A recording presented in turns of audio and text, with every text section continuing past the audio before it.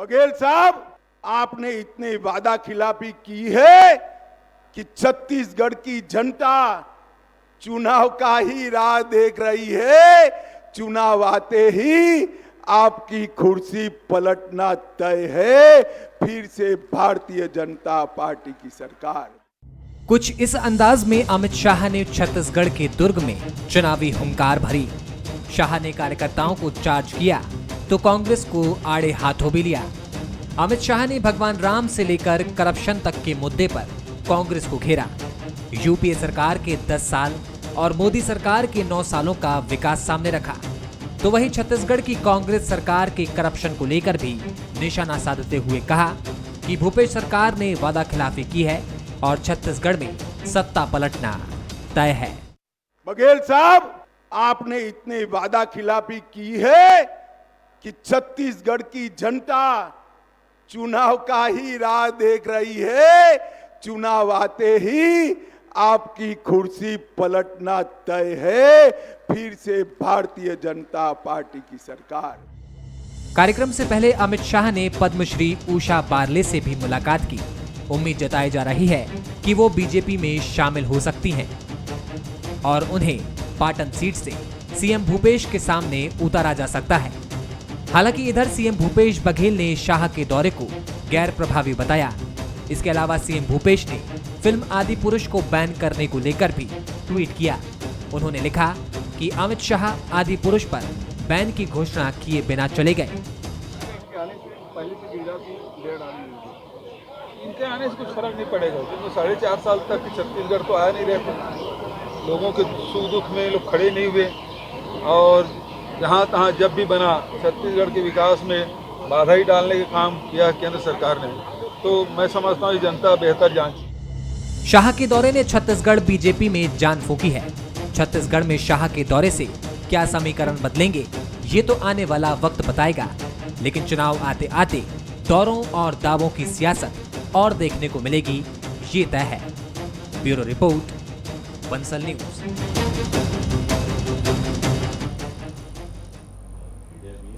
छत्तीसगढ़ में 2 घंटे से ज्यादा का वक्त शाह ने गुजारे।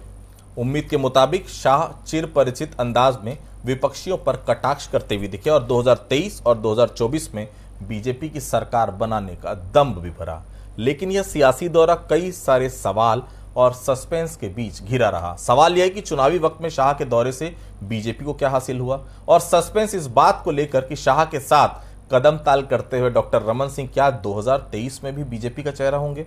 अगर सस्पेंस पर थोड़ा भी संदेह हो तो अमित शाह के भाषण को जरूर सुनना चाहिए, क्योंकि बीजेपी का जिक्र अमित शाह ने बिना रमन सिंह के किसी भी वाक्य को पूरा नहीं किया। मतलब कुल मिलाकर डॉक्टर रमन सिंह का खूब गुणगान किया।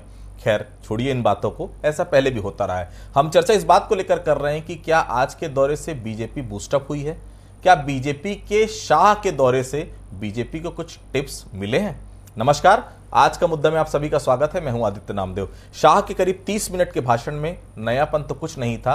आरोपों की लिस्ट में कुछ आरोप जरूर बढ़ गए, लेकिन शाह के संबोधन में वह सार गायब था जो अमूमन बड़े नेताओं के इस तरह के दौरे में जब भाषण होता है उससे उम्मीद की जाती है। तो क्या बीजेपी चुनाव केवल आरोपों के दम पर ही जीतेगी? क्या बीजेपी में अपनी चुनावी दूरदर्शिता नहीं रह गई है? बीजेपी से जो सवाल उठते रहे हैं उन सवालों का जवाब शाह ने क्यों नहीं दिया? आखिर चुनावी गुणगान और मोदी के बखान के लिए केवल शाये हुए थे? यह बड़े सियासी सवाल इसलिए हैं क्योंकि चुनाव के वक्त अमित शाह के चुनावी विजन वाला वो महत्वपूर्ण भाग जो भाषण में होना चाहिए था वह गायब था। आज चर्चा हम खुलकर इस बात पर करेंगे कि बीजेपी के इस बड़े कार्यक्रम में शाह के संबोधन में क्या कार्यकर्ताओं को निराश किया है, क्या कांग्रेस को इस संबोधन के बाद सुकून का एहसास हो रहा है। इसी विषय पर हम जवाब तलाशने की कोशिश करेंगे। हमारे साथ 3 बेहद खास मेहमान मौजूद हैं। हमारे साथ डॉक्टर अजय चंद्राकर मौजूद हैं, वरिष्ठ विश्लेषक हैं और राजनीति के बहुत जानकार हैं, बहुत स्वागत करता हूं उनका। हमारे साथ शशि भगत जी हैं, कांग्रेस के वरिष्ठ नेता हैं, आदिवासी कांग्रेस के उपाध्यक्ष हैं, बहुत स्वागत करता हूं उनका। हमारे साथ सुंदरानी साहब मौजूद हैं, भारतीय जनता पार्टी के वरिष्ठ नेता हैं, विधायक रह चुके हैं। चूंकि पूरा मामला भारतीय जनता पार्टी से जुड़ा हुआ है तो शुरुआत हम इस बार सुंदरानी साहब से ही करते हैं। सुंदरानी साहब, यह बता दीजिए, मैं कल से बहुत उम्मीद में था कि शाह जब मंच पे आएंगे तो कुछ नया गणित बिठाएंगे, ऐसा कुछ नजर आया नहीं। आप लोग भी निराश हैं क्या उनके भाषण से? देखिए आदरणीय आदित्य जी, जहाँ तक अमित शाह जी का सवाल है। छत्तीसगढ़ में एक नई ऊर्जा लेकर वो आए थे, नई ऊर्जा कार्यकर्ताओं में पैदा करके गए। जहाँ भी जाते हैं निश्चित रूप से एक पार्टी में एक माहौल बनाते हैं। दुर्ग संभाग का कार्यक्रम था, बड़ा कार्यक्रम था, और जो अमित शाह जी का एक संदेश रहता है कार्यकर्ताओं के बीच में, नेताओं के बीच में, जनता के बीच में। निश्चित रूप से ये छत्तीसगढ़ में कांग्रेस की सरकार है, तो जहाँ कांग्रेस की सरकार है और कांग्रेस की जहाँ कमजोरियों का खजाना हमारे पास है, तो वार तो उन आरोपों पे होगा, आरोप तो लगेंगे। केंद्र में भी जिस प्रकार से भारतीय जनता पार्टी की सरकार बनने के पहले कांग्रेस की सरकार रही और करीब 2 लाख करोड़ रुपए का जो घोटाला वहाँ पे केंद्र में हुआ था, उसका उल्लेख तो अमित शाह जी करेंगे। और दूसरी बात, 9 साल के सफलता के 9 साल मोदी जी की सरकार के बेमिसाल रहे 9 साल, उसके ऊपर उन्होंने पूरे कार्यक्रम किया है और पूरे देश में घूम रहे हैं। पूरे देश में मोदी जी की सफल योजनाओं को जनता के बीच ले जा रहे हैं, मोदी जी के कार्यों को जनता के बीच में ले जा रहे हैं। भाजपा की सरकार ने जो 9 साल केंद्र में काम किया है, 9 साल बेमिसाल की बात है, वे सारी बातों पे वो चर्चा कर रहे हैं। और कार्यकर्ताओं में, जनता में इस बात का उत्साह है, और अमित शाह जी के आने से ही उत्साह हो जाता है, और जब वो बोलते हैं तो जनता उनको सर आंखों पे ले लेती है। ठीक है भगत साहब, आज आप लोग को बहुत सुकून मिल रहा हो, क्यों? अमित शाह का इस तरह का भाषण किसी को उम्मीद नहीं थी, ऐसा लग रहा था बहुत कुछ कांग्रेस सरकार के खिलाफ बोलेंगे, मुखिया के खिलाफ बोलेंगे, कार्यकर्ताओं में जोश फूंक कर जाएंगे। ऐसा नजर आया नहीं, ऐसा लग रहा था कोई प्रदेश स्तरीय नेता भाषण दे रहा था, लग रहा था क्या ऐसा? जोहार छत्तीसगढ़। श्री अमित शाह जी का इस छत्तीसगढ़ की धरती में श्री राम जी के नाम पर भाषण की शुरुआत करे, उनका स्वागत करते हैं। लेकिन दूसरी लाइन ये जुड़ता तो बड़ी खुशी होती कि बस्तर में जो बेगुनाह आदिवासी नक्सलियों के नाम पर, नक्सली वारदातों के नाम पर जेल में रहे, उनको कांग्रेस सरकार ने छुड़ाया। उन सभी परिवारों से क्षमा मांगते हुए तीसरी लाइन चालू करते हैं। और मैं ये कहता हूँ, आज की तारीख में उनको पहले मणिपुर के मसले पे करना था। जो भी मसला आया हुआ है, इस देश की जनता देख रही है कि डबल इंजन की सरकारों में ये दुर्दशा मणिपुर की हो रही है। अब उनको चुनाव की आन पड़ी है। तो श्री ओम माथुर जी तो पहले ही ये बात का स्वीकार कर चुके हैं कि यहाँ गुजरात मॉडल नहीं चलेगा, एक नए मुद्दे की तलाश में है। तो आज जो गुजराती बाबू आए थे वो भी उसी मुद्दे की तलाश में है। ये मणिपुर जाने की जगह ये भटक के यहाँ पर आ गए छत्तीसगढ़, और इससे बड़ी और कोई बात नहीं कहता हूँ। इनके पास कुछ चेहरे का लगभग अभाव सा है, इसलिए डॉक्टर रमन सिंह जो बुझी हुई कारतूस है उनको जिंदा करने का प्रयास कर रहे हैं। मैं आपके पास आऊंगा। भगत साहब, एक बात बताइए कि क्या प्रियंका गांधी आती हैं तो क्या राजस्थान के मसले पर डिस्कशन करती हैं कि गहलोत जी और पायलट जी के बात में क्यों ठीक नहीं चल पा रहा है, क्यों वहां दिक्कत हो रही है? ऐसा तो आपके यहाँ भी नहीं होता भगत साहब? देखिए, ऐसा है, चूंकि अमित शाह जी राष्ट्र के नेता हैं और राष्ट्रीय मुद्दे पे बात उनको करना था। प्रियंका गांधी प्रदेश स्तरीय नेता है? नहीं, राष्ट्रीय नेता है, बिल्कुल राष्ट्रीय नेता है, इसमें कहीं कोई बात नहीं। उनको इस बात की भी चर्चा करनी थी कि जैसा उन्होंने कहा कि आतंकवाद का मुद्दा सलट गया है। मैं ये बात कहता हूँ, सत्यपाल मलिक जी ने जो बात रखी पुलवामा हमले के मामले में, वो क्या था? जब ये हट गया तो एक सिर के बदले 10 सिर लाने वाले की बात ये करा करते तो क्या एकाध सिर आया क्या? ये जो सारी चीजें हैं जुमलेबाजी है। छत्तीसगढ़ की जनता तो बखूबी समझ चुकी है। और 11 में से 10 सीट लाने की बात करते हैं तो छत्तीसगढ़ में आपके विधायकों की कितनी सीट आई उसका भी जिक्र करना चाहिए, जिससे सही मायने में जनता का ध्यान आकृष्ट हो। ठीक, सोना साहब कुछ कह रहे थे, फिर मैं आगे बढ़ता हूँ। मैं पूछना चाहता था रवि भगत जी से, वो गुजरात के बाबू कह रहे हैं, देश का गृह मंत्री है अमित शाह, कोई मामूली व्यक्ति नहीं है, आप गुजरात का बाबू, और ये गुजरात और यही आप प्रांतों में बंटवारा करेंगे लोगों के नाम का। आप जातियों पे बंटवारा मैंने करेंगे। गुजराती बाबू कहा, बाबू- गुजराती बाबू बाबू शब्द- बोलना एक बहुत ही सम्मान की नहीं, बात है। मैं एक बात नहीं, बताऊं नहीं, आपको, बाबू कोई गुजराती बाबू, देखिए हम गुजराती छत्तीसगढ़ में बाबू रहते बोलना हैं, एक बहुत ही सम्मान की छत्तीसगढ़ बात में है। रहते हैं, आप भारत के गृह मंत्री देखिए, को गुजरात का बाबू नहीं, कह रहे हैं, देखिए, अपमानजनक गुजराती- भाषा का उपयोग नहीं, कर रहे हैं। अपमानजनक नहीं, बेहद सम्मान करता हूं मैं उनको, सम्मान के साथ मैंने उनको हम स्वागत भी के साथ बोल मैंने सकते हैं बात आपकी चालू कर नेता दी। को प्रियंका लड़की, लेकिन ये शोभा नहीं देता, हम देखिए, आदरणीय प्रियंका हमने जी बड़े बोलेंगे। सम्मान के साथ ये बात कहा नहीं, है। हम तो आदरणीय प्रियंका हमने- जी बोलते हैं, जी, जी, आदरणीय हमने बड़े राहुल सम्मान गांधी जी के साथ बोलते हमने ये हैं, बात लेकिन कहा है। आपके जैसा जिम्मेदार व्यक्ति बड़े- अगर बड़े गुजरात का सम्मान बाबू के साथ कहता हमने ये है बात तो कहा कहीं है। ना कहीं ये दुर्भाग्यजनक है देखिए, कांग्रेस पार्टी के लिए। देखिए, बहुत ही सम्मान के साथ हमने ये बात कही है और ये कतई नहीं है आपको इसको उस परिभाषा अरे में नहीं कोई जोड़ना व्यक्ति चाहिए। किसी भी राज्य से हो सकता है भाई, और क्यों आप बाबू करके कि गुजरात का बाबू। देखिए, अब मैं चंद्राकर साहब को पहचान। चंद्राकर साहब, अमित शाह के इस दौरे को आप किस नजरिए से देखते हैं, क्योंकि बहुत उम्मीद थी इस दौरे से, किस तरह से आपको लगता है ये उम्मीद भारतीय जनता पार्टी के कार्यकर्ताओं की पूरी हो पाई? चंद्राकर साहब, देखिए, दुर्जन की राजधानी में राजनीति की बिसात बिछ चुकी है और उस बिसात में शतरंज का खेल जो चल रहा है, 2013-14 में कॉम्बिनेशन की बात थी संघ और बीजेपी में, तो सुरेश सोनी जी कोऑर्डिनेटर की भूमिका में रहे। 2018-19 विधानसभा और लोकसभा चुनाव की बात आई तो doctor Krishna Gopal ji main coordinator रहे और आज अरुण कुमार जी हैं। इंडियन एक्सप्रेस में लगातार बड़ा बड़ा कॉलम आया है। इसी रविवार को प्रसिद्ध पत्रकार कौमी कपूर जी का आलेख भी है, उसमें अरुण कुमार जी, अमित शाह जी, बीजेपी प्रेसिडेंट नड्डा जी और संतोष जी के साथ बैठक की है। और उस बैठक में आपका जो प्रारंभिक उद्बोधन बहुत लाजवाब था आज आदित्य जी, उसमें आप संकेत भी दिए, इशारा भी किए। उसमें यह कहा गया कि केंद्र में कुछ ऐसे मंत्री हैं जिनमें प्रतिभा की कमी है, उनको हटा दिया जाए और साथ ही साथ स्टेट लेवल पर जो करिश्माई नेता हैं उनको प्राथमिकता दी जाए। और दुर्ग के इस सभा को हम उसी बैठकों की पटकथा में लिखी गई एक आम सभा के रूप में देखते हैं। और उस आम सभा में जिस तरह से डॉक्टर रमन सिंह जी को जिस तरह से ऑनर माननीय गृह मंत्री जी के द्वारा दिया गया, वो आपके प्रारंभिक उद्बोधन में वही इशारा था। दूसरी बात आती है यहाँ पर जो सबसे महत्वपूर्ण है, 19 देखिए, ये दुर्ग का जो बेल्ट है, ठीक है, मैं मानता हूं वो किसानों का, खासतौर से धान किसानों का, कपास, गन्ना और हॉर्टिकल्चर के क्षेत्र में। लेकिन दूसरी बात यह है कि यह जो बैठक थी, इसमें जो अमित शाह जी का उद्बोधन था उसमें विधानसभा प्लस लोकसभा चुनाव की बात थी।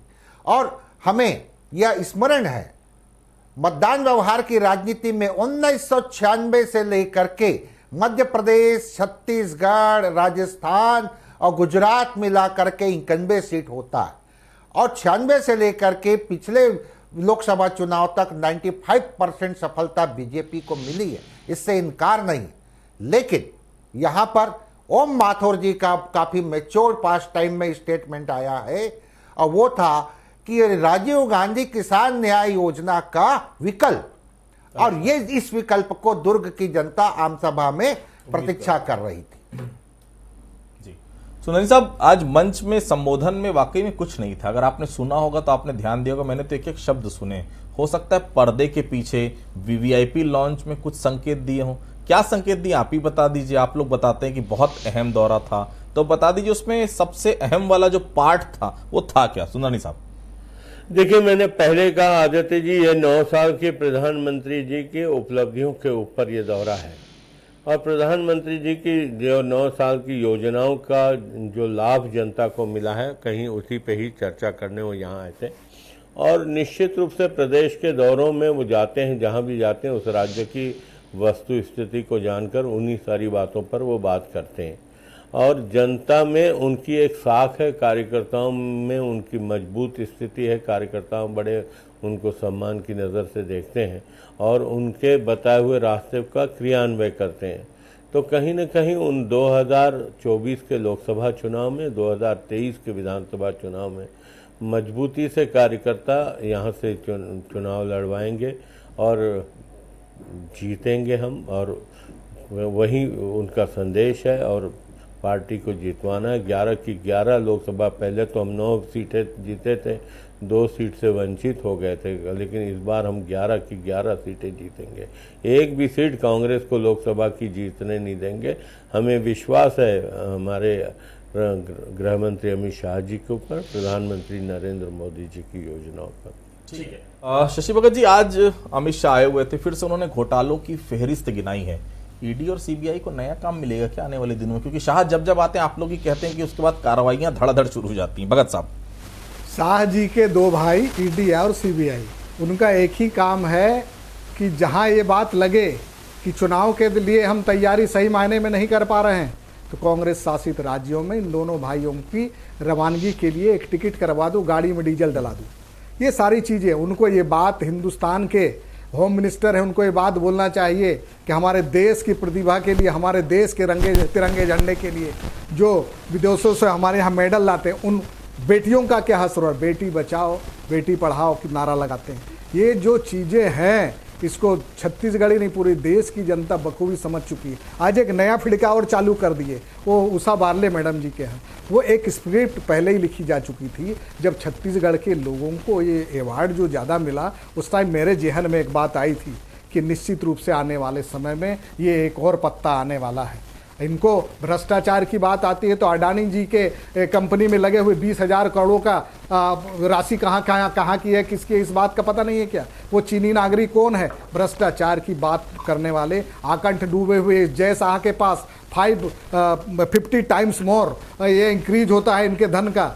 ये जय शाह होते हैं, जय शाह के पप्पा होते हैं श्री शाह जी। तो ये धन कहाँ से आता है? ये क्या एक नंबर की कमाई किए हुए? ये सारे भ्रष्टाचार की कमाई का खुलासा अभी निकट भविष्य में हो जाएगा। केवल ये जनता को समय का इंतजार है, ये शीघ्र आने वाला है। ठीक है। चंद्रकर साहब, शाह पहले केंद्रीय मंत्री नहीं है जो छत्तीसगढ़ के दौरे पर आए। मौजूदा प्रदेश में बात करें तो गिरिराज सिंह लगातार बने हुए हैं, अश्विनी जी आ चुके हैं, नड्डा जी भी आने वाले हैं, पहले भी आ चुके हैं, लेकिन शाह का नाम आता है चंद्रकर साहब तो लगता है कुछ अलग होगा। आपके नजरिए से क्या अलग हो सकता है आने वाले समय में?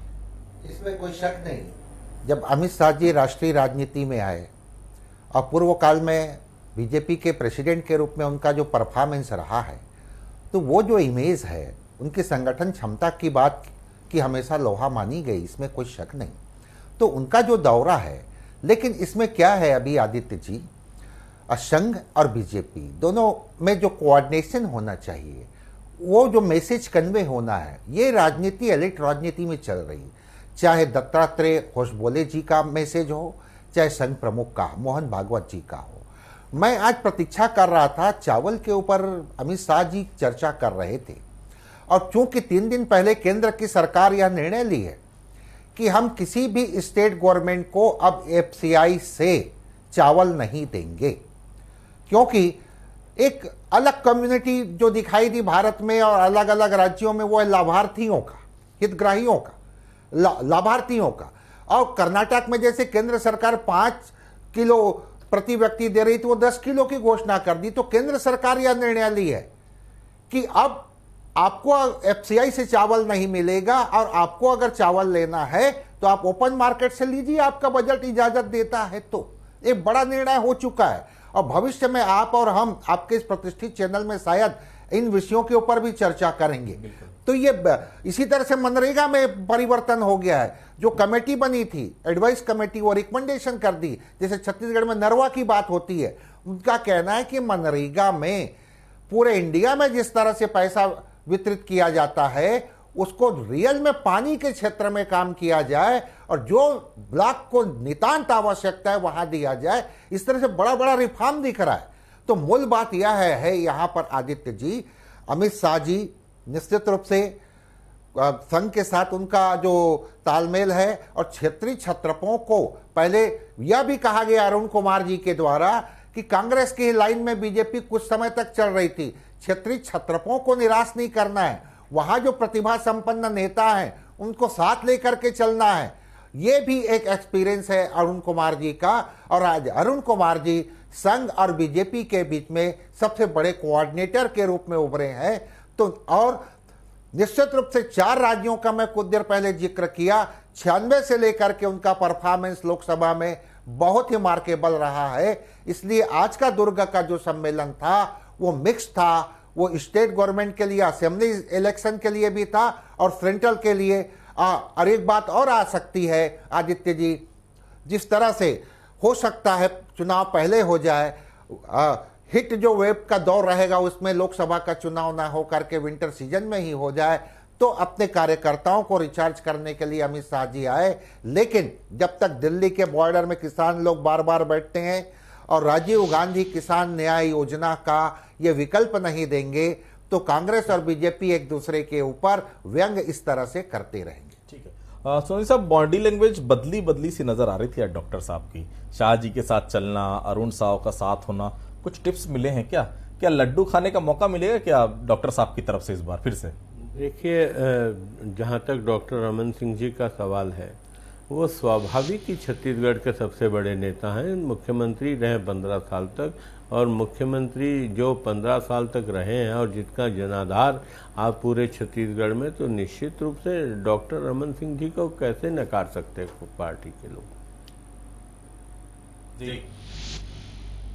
जी भगत साहब, शाह आ चुके हैं, मोदी जी भी अब सितंबर में आएंगे, बीच बीच में राजनाथ जी भी आ रहे हैं, नड्डा जी भी आ रहे हैं, कांग्रेस की तरफ से कोई नहीं आ रहा है। और हमने सुना था कि कोई बड़े नेता एक आने वाले थे, उन्होंने भी कैंसिल कर दिया है। जरूरत नहीं है क्या आप लोग को छत्तीसगढ़ में बड़े नेताओं की? भगत साहब, आदरणीय श्री भूपेश बघेल जी के नेतृत्व में जो विकास कार्य हो रहा है, ये इस छत्तीसगढ़ की जनता के लिए, कांग्रेस पार्टी की मजबूती के लिए पर्याप्त है।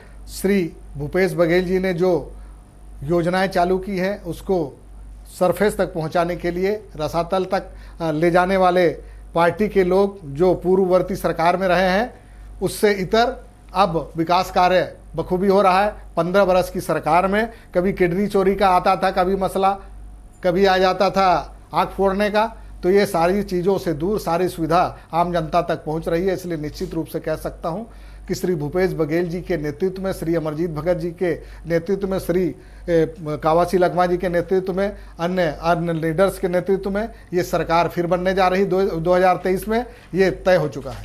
ठीक है, चंद्राकर साहब आपके पास आऊंगा, उसके पहले मैं सुंदरी साहब के पास जाता हूं। सुंदरी साहब, आज के लगभग 32 मिनट का भाषण था उनका, क्या ऐसी 3 बातें बता दीजिए जिसको आपको लगा कि अमित शाह का भाषण था, निश्चित तौर पर कार्यकर्ताओं को उस भाषण से बहुत कुछ सीखने को मिला, और आने वाले 2023 का विधानसभा चुनाव और 2024 के लोकसभा चुनाव के लिए बहुत कुछ शाह ने अपने भाषण में कार्यकर्ताओं के लिए कहा? सुदानी साहब। आदित्य जी, छत्तीसगढ़ के भ्रष्टाचारों पे या कांग्रेस के भ्रष्टाचार पे कहीं न कहीं जो उन्होंने कहा है, निश्चित रूप से भारतीय जनता पार्टी के कार्यकर्ताओं के लिए नहीं बल्कि पूरे छत्तीसगढ़ की जनता के लिए एक मैसेज है।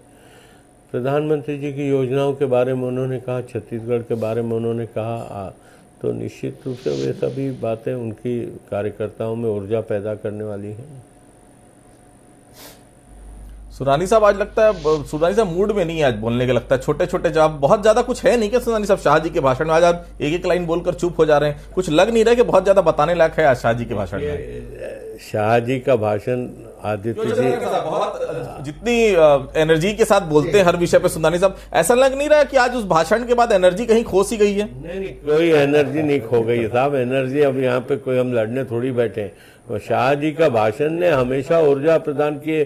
छत्तीसगढ़ में वो आए, छत्तीसगढ़ में ऊर्जा पैदा, लेकिन वो कहीं पूरे देश में कहीं भी जाते हैं और वो भाषण अगर छत्तीसगढ़ में भी लोग सुनते हैं तो उनमें ऊर्जा आती है। आज चाणक्य है राजनीति के, अगर हम ये कहें कि अमित शाह और मोदी जी के जोड़ी के मुकाबले कांग्रेस के पास कौन नेता है जो उनका मुकाबला कर सके? आज नहीं, कल नहीं, आगे 10-20 साल तक भी नहीं। जवाब दे दीजिए सुंदरानी साहब, मूड में नहीं लग रहे हैं क्या? मजा नहीं आया अमित शाह जी के भाषण में? आज भारतीय जनता पार्टी के इतने बड़े नेता हैं भाई, विधायक रह चुके हैं, कद्दावर नेता है, 50 साल राजनीति को अपनी दे चुके हैं भारतीय जनता पार्टी को, आज कहीं खोए खोए से नजर आ रहे हैं शाह जी के भाषण के बाद? श्री सुंदरानी जी का बहुत ही सम्मान करते हुए मैं बात कहना चाहता हूं, उनकी यही बात इस बात को प्रमाणित करती है कि आज शाह जी का भाषण बिल्कुल उदासीन था। छत्तीसगढ़ की जनता जिसकी अपेक्षा करती थी हुआ नहीं। वो चाहते थे कि 2 करोड़ रोजगार हर साल देने वाले थे, तो आज 2 करोड़ रोजगार कहाँ गया? सिलेंडर लेके नाचने वाले लोग गायब हैं। को मुद्रा बैंक से रोजगार मिला है, 18 करोड़ लोगों को। हमेशा नाचने वाले लोग महंगाई आज के गायब मुद्दे हैं। की बात सिलेंडर करो तो लेके आज नाचने महंगाई वाले लोग दर गायब क्या हैं। रह गई है? महंगाई आज बहुत और आसमान छू रही है। खुदरा महंगाई पेट्रोल के दर दाम कहाँ आज पहुंच ऐसी गई? हालत में होलसेल आन पड़े हैं। महंगाई दर ये कहाँ सारी पहुंच गई? चीजें इस बात को नहीं, प्रमाणित आप करती किसी है एक कि मुद्दे पे भारतीय भी बात जनता करना पार्टी चाहें तो की मैं कर शिकस्त, सकता हूं। ये बात तय हो चुकी है। श्री भूपेश बघेल जी के नेतृत्व में सरकार कांग्रेस की पुनः बनना तय है, ये तय हो चुका है। आखिरी रिएक्शन, अमित शाह के भाषण से आज क्या भारतीय जनता पार्टी के कार्यकर्ता चार्ज हुए? चंद्राकर साहब, हमें तो नहीं लगता, आप ही बता दीजिए क्या खास रहा उस भाषण में और क्यों कार्यकर्ताओं के लिए दौरा अहम साबित हुआ, ये आप ही बता दीजिए। देखिए, यह दौरा और यह सभा बहुत ही बीजेपी के दृष्टिकोण से इम्पैक्ट छोड़ी आदित्य जी। वो कार्यकर्ताओं का रिचार्ज होना, कार्यकर्ताओं का मनोबल बढ़ाना, कार्यकर्ताओं को हौसला देना, उसमें तो वो सफल रहे। और एक क्रिटिक होकर के स्टेट गवर्नमेंट के नीतियों के ऊपर जो कटाक्ष किए वो कार्यकर्ताओं तक पहुंचा है। लेकिन दूसरी सबसे महत्वपूर्ण बात यह है कि यहाँ पर आज के इस रैली की सबसे बड़ी खोज है क्षेत्रीय जो करिश्माई और प्रतिभा संपन्न नेता हैं उनको ग्रेस देना, उनको सम्मान देना और सम्मान दे करके उनको अपने आगामी जो चुनाव है, चाहे विधानसभा या लोकसभा का, उनके पूरे अनुभव और उनकी संगठन क्षमता के साथ पार्टी की सेवा में लगाना, यह तो उपलब्धि रही है। तो देखिए, अमित शाह का दौरा था, दुर्ग में दौरा था। दुर्ग वो जिला, वो संभाग जो आज के समय में छत्तीसगढ़ का सबसे वीवीआईपी संभाग, वीवीआईपी जिला दुर्ग माना जाता है। खुद मुख्यमंत्री वहां से आते हैं, मुख्यमंत्री के साथ 5 और मंत्री, मतलब कुल मिलाकर कुल 6 मंत्री संभाग से आते हैं। और वहां अमित शाह का चुनावी शंखनाद भारतीय जनता पार्टी को आने वाले विधानसभा में क्या बागडोर दे पाएगा, 2023 का विधानसभा चुनाव जिता पाएगा, कार्यकर्ताओं में जोश भर पाएगा, आने वाला समय बताएगा। हम सबकी नजर रहेगी। आप सभी लोगों का मैसेज जुड़े, आप सभी लोगों को बहुत बहुत धन्यवाद। तो आज के मुद्दे फिलहाल इतना ही। बाकी खबरों के लिए आप बने रहिए बंसल न्यूज के साथ। नमस्कार।